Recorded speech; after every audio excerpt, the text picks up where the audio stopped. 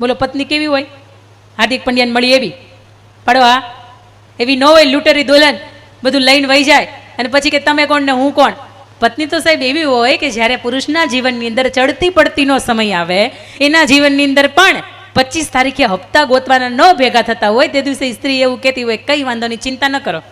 જેમ જ્યારે નોટબંધી થઈ અને મેં હાચવી રાખ્યા હતા અને એમાંથી જે ઘર આવેલું હતું, આવી મારી પાસે નાની નાની તમે જ આપેલી રકમ છે એ પડી છે, અથવા તમારી પોતાની જાતે કમાયેલી રકમ છે ને એ પડી છે, તમે ચિંતા ન કરો. આ મંદીના સમયમાંથી જ્યારે પસાર આખું વિશ્વ થઈ રહ્યું છે, મેં ગુજરાત કરીને ખાસ આપણો પ્રદેશ આ મંદીમાંથી પસાર થઈ રહ્યું છે, ત્યારે તમે ચિંતા ન કરો. આ ગળામાં પહેરેલું 5 તોલા મંગળસૂત્ર છે ને એ તમારા જ નામનું છે. તમે નહીં હોય કોના નામનું પહેરશું?